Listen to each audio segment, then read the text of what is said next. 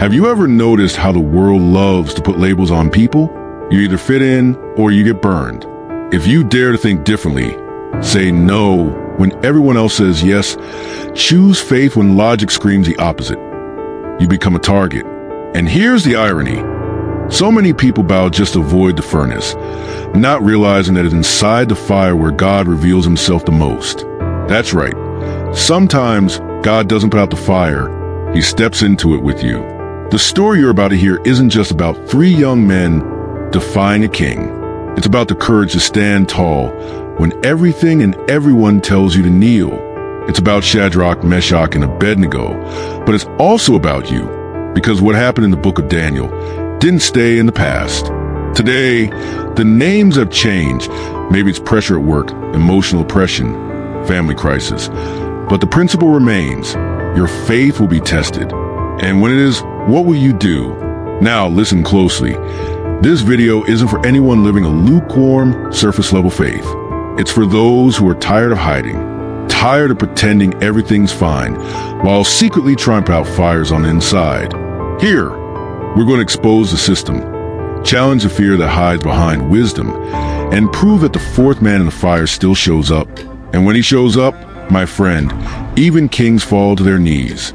So take a deep breath, because if you've ever felt like you're inside a furnace or you know someone who is, this story might just flip a switch in your soul, but only if you have the courage to watch until the end. Imagine a king so powerful that his word was law, and his vanity, well, almost as massive as the statue he ordered be built.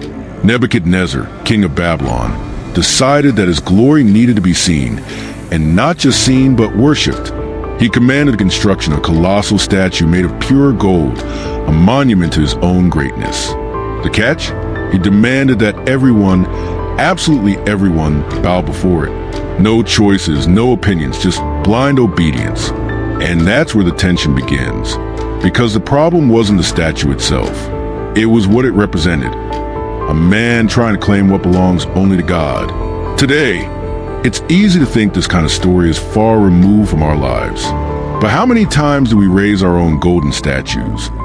A job we idolize, a perfect image on Instagram, the opinions of others, all of these can become demands for modern-day worship. And when someone dares not to bow, the pressure kicks in. Oh, the pressure. Maybe you felt it. That moment when standing by your values seems just a little too costly. And isn't that the same dynamic described in the book of Daniel? A command, a test, a threat disguised as unity. The king's decree was clear. At the sound of the instruments, everyone must bow. Drums, flutes, harps, an orchestra in service of idolatry. The king didn't just want respect. He wanted surrender. And for many, it was just another rule of the system. Do what everyone else is doing and you won't get hurt. But it's in this kind of environment that true faith reveals itself. When culture demands one thing, but your soul knows it can't comply, that's when the real battle begins. Not between you and the world, but between your conviction and your comfort. Now think about this. What if your job asked you to deny your faith for a promotion? What if your circle of friends mocked your choice not to participate in certain things? That's real life. The fiery furnace may not be literal today, but the pressure is still very real. It's the kind of test that separates those who live for appearance from those who live by conviction. And let's be honest, conviction isn't something you can buy at the store. It's born from relationship, from trust in something greater than your own survival. It's in this environment of institutionalized idolatry that three men, yes, only three, chose to remain standing while everyone else bowed. The crowd bent low, but they didn't. And that's when the real conflict begins. Because the world isn't bothered by those who agree. It's threatened by those who resist. And now, the story shifts. The spotlight leaves a king and lands on Shadrach, Meshach, and Abednego. Three names that have echoed through the centuries as a symbol of courage and faith under pressure. And what happens next? Well, you'll have to see it with your own eyes. In that sea of kneeling people, three silhouettes remain standing. Shadrach, Meshach, and Abednego didn't need to shout protest or hold up signs. Their resistance was silent, yet thunderous. Because in times of conformity, the simple decision not to follow the crowd is revolutionary. While everyone else bowed before the golden statue, these three chose to stand firm. And make no mistake, this wasn't political rebellion. It was a declaration of spiritual loyalty. They knew they weren't just standing before a statue. They were standing before a choice. Compromise their faith or face the fiery furnace. How many times in life are we placed in a similar position? The pressure given is real. In the workplace, within families, even inside certain churches. Sometimes the system whispers, you don't have to believe, just pretend. Everyone does it. But true faith doesn't fake it. It doesn't trade principles for convenience. What Shadrach, Meshach, and Abednego teach us is that conviction is more valuable than reputation. And honestly, what would the world look like if more people stopped bowing to vanity, fear, and the need for approval? They didn't need an audience to do what was right. The stage was set, yes, but not for Nebuchadnezzar's performance. It was a stage of conscience. And here lies the beauty of what the book of Daniel records, a faith that doesn't depend on an audience, that doesn't need applause to be real. That applies to us, too. Doing what's right when no one's watching is one of the purest forms of worship. And if you ask me, it's in that kind of decision that God shows up most powerfully. Because he's not looking for performances. He's looking for true worshipers. And think about this. They could have made excuses. Let's kneel on the outside, but stay faithful on the inside. Isn't that how we rationalize things sometimes? But they knew that integrity doesn't wear masks. And more than that, they knew whom they believed. Their faith wasn't just knowledge. It was lived experience. Maybe you need that same kind of boldness today.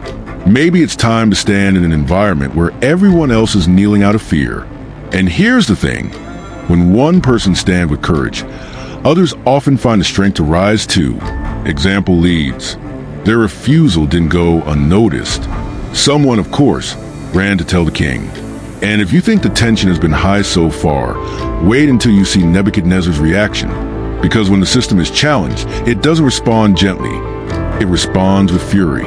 And not a little. The king, who craved glory, now tastes rejection. And that cuts deeper than any sword. What he does next is terrifying, but also revealing, because it's in the heat of pressure that true faith begins to shine. And the next moment in this story will leave you breathless.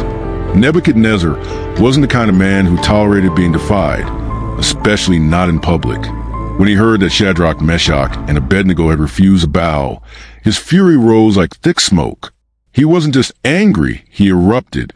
His eyes lit up like burning coals. After all, the most powerful king in the known world had just been ignored by 3 captive young men. 3. And that's when vanity turns into vengeance. The order was clear and terrifying. Heat the furnace 7 times hotter. What was already unbearable now became deadly. This wasn't just punishment. It was a spectacle. All of it because of faith under pressure. How often in life does the system react the same way when someone dares to be different? When you're refused to bow to pressure, the world turns up the heat. Have you noticed that? You leave an abusive relationship, and the threats begin. You change careers, and the criticisms come. You choose to live with integrity, and consequences show up like fire. That's the point. The heat doesn't rise because you're wrong, but because your posture disturbs those who live bowed. The world doesn't know what to do with someone who still stands tall. And here's something curious. Why 7 times hotter? In biblical symbolism, the number 7 represents completeness or fullness. It's as if the king was saying, I will use everything I've got to destroy you. And honestly, that's exactly how the enemy works. He doesn't just want to bring you down. He wants to silence you, erase you, nullify you, and often he uses it all: criticism, rejection, lack, humiliation. But let me tell you a secret. No fire is too hot when your trust is anchored in God. The fire may be real, but so is the presence of the one who walks with us. The soldiers who prepared the furnace had no idea they were simply setting the stage for the impossible. And the same happens to you. Sometimes, what looks like a weapon formed against your life is actually the platform where God will reveal something extraordinary. Have you ever noticed how the most extreme moments can become the most defining chapters of your story? That job loss that felt like the end became a new beginning. that painful rejection, opened new doors. Don't underestimate the 7 times hotter fire. It might just be the atmosphere where the supernatural begins to move. And then at the height of the tension, the 3 young men were dragged toward the blazing furnace. The decision was made. The order was sealed. The eyes of the crowd were fixed. It was the moment of execution. But, as we'll see next, it was also the moment heaven chose to intervene on earth. And when heaven intervenes, even hell feels the impact. Because the next chapter isn't about death. It's about glorious fire. The scene was brutal. Shadrach, Meshach, and Abednego were tied up in haste, as if they were about to commit the greatest crime in history. But their crime was simply refusing to bow. They were forcefully dragged to the mouth of the furnace, with ropes tied around their wrists and ankles. Strange, isn't it? The world always tries to bind those who are truly free on the inside. And the firmer they stood in faith, the tighter the ropes became. And so, with eyes open, dignity intact, and hearts resolute, they were thrown into the fire. The fiery furnace wasn't metaphor. It was real, and it burned. And here's an important pause. Have you ever felt that the more you try to do what's right, the more you get tied down? Emotional restraints, financial limitations, relational chains. Sometimes, choosing integrity feels like choosing a harder path. And it's true, integrity has a cost, but it also carries power. The same power that sustained those 3 inside the furnace is the power that sustains you on your hardest days. The world may throw you into the fire, but it cannot extinguish the flame God lit inside you. That's not a motivational speech. It's spiritual truth. What's even more shocking in this scene is that the soldiers who threw them into the fire were burned alive. The heat was so intense that it killed those on the outside, but didn't touch the ones inside the will of God. That says a lot. Sometimes the very people who try to bring you down, to expose you, to attack you, forget that the environment they create may be the very thing that consumes them. Evil cannot sustain those who practice it. But faith endures. Faith holds steady. That's exactly what the book of Daniel makes clear. And think about the contrast. Bound on the outside, but free on the inside. That breaks every logical expectation. Their freedom wasn't found in the absence of fire, but in the presence of faith. Want a modern example? How many people today appear free on the outside, but are imprisoned within, bound by guilt, anxiety, fear of the future? And how many others, even under extreme pressure, still smile, trust, and worship? That's the difference of someone who walks with conviction. The world's temperature may rise, but their posture stays the same. As the flames rose higher, everyone expected screams of agony, panic, and a tragic end. But that's not what happened. And right here, the story takes a completely unexpected turn. Because in the midst of the fire, something happened that no one, not the king, not the soldiers, not the critics, could explain. The fire didn't consume. The fire revealed. And what comes next turns the survival story into a divine revelation that still leaves us speechless today. Suddenly, Nebuchadnezzar's face turned pale. He stood up abruptly, eyes wide in disbelief, and asked his officials, "Weren't there 3 men we threw into the fire?" The answer was obvious, but the question wasn't about numbers. It was about the miracle, because in the middle of the furnace, there was now a 4th man. And this 4th man did not look ordinary. He walked through the flames with Shadrach, Meshach, and Abednego as if he were strolling through a garden. No burns, no panic, just a living manifestation of a promise. God does not abandon those who remain faithful. And who was this 4th man? The text says his appearance was like a son of the gods. Most scholars agree that this was Christ himself before Bethlehem, appearing in visible form to walk with the faithful. And you know what? That still happens. Maybe not in the same way, but in every moment of pressure, fear, or crisis, he shows up, sometimes in the form of a word that reaches your heart, a person who helps when no one else does, or a peace that defies understanding. God still steps into the fire with those who trust him. The most beautiful part? The miracle wasn't the absence of fire. It was the presence in the fire.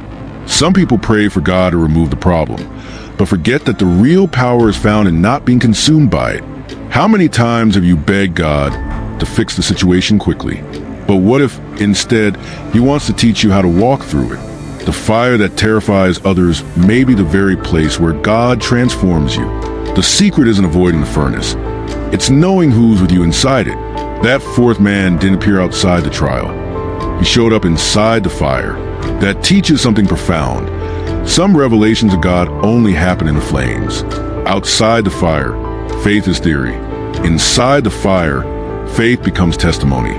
It's in a fiery furnace that the language of faith stops being abstract and becomes real life. And believe me, that's where you truly discover who God is. Not just what you've heard about him, but what you've experienced of him. A present God who doesn't outsource care, who doesn't watch from afar, but walks with you through the chaos. And the most astonishing part, they were free. Yes, the ropes had burned away. The fire consumed only the bindings, not their skin, not their clothes. What was meant to imprison them became the tool of their liberation. And that, my friend, is what happens when God steps into the equation. What was meant to destroy you becomes the very fire that breaks your chains. But hold on, because what happens after this revelation leaves even the most skeptical in silence. When they stepped out of the furnace, what people saw was not just survival, it was a living testimony. When Shadrach, Meshach, and Abednego stepped out of the furnace, everyone was stunned. The crowd pressed in, the king's advisors approached with caution, and Nebuchadnezzar himself stepped down from his throne to see it with his own eyes. They were alive, but not just alive, they were untouched. Not a single burn, not a scorched piece of clothing, not even one singed hair. And more than that, there was no smell of smoke. That's right, no trace of the fire. How do you explain something like that? You don't. It was impossible. It was a supernatural. It was the kind of thing only the true God, the one who doesn't bow to human logic, could do. This moment is deeply symbolic, because sometimes the world expects you to survive, but to come out wounded, broken, traumatized. But authentic faith, the kind that walks with God even into the fiery furnace, carries this mysterious power to preserve your essence. Have you ever seen it? People who've gone through loss, grief, bankruptcy, and still have a light in their eyes? People who come out of intense crises, but without the smell of smoke? It's the kind of faith that doesn't just survive, it reveals something the world can't explain. The presence of a living God. Nebuchadnezzar, the man who once demanded worship, was now face to face with a new kind of reverence. He who ordered everyone to bow to the golden statue was now proclaiming loudly that no one could speak against the God of Shadrach, Meshach, and Abednego. The same king who prepared the furnace now declared there's a God above all others. And take note, this wasn't theology. It was experience. It wasn't a sermon. It was demonstration. There are people today waiting for sermons, when what really moves them is testimony. The world needs to see faith in flesh and blood, not just in words. What's even more amazing is that after the miracle, the three were promoted in the kingdom. The very fire meant to destroy them became the stairway to a new level. And that's the kind of divine reversal only God can orchestrate. That problem you thought would end you becomes your platform. That rejection that cut deep was actually protection. That crisis that weakened you, in truth, strengthened you. And maybe today, you're standing in the middle of the fire thinking all is lost. But listen closely. The story isn't over. The furnace may just be the introduction to something extraordinary about to unfold. And if you think you've seen everything, get ready. Because there's something even deeper in this story that we miss if we're not paying attention. It's not just about deliverance. It's not just about miracles. It's about identity, purpose, and the reason you exist. The fourth man in the fire doesn't show up just to protect you. He shows up to remind you who you are and what you carry. And that, my friend, changes everything.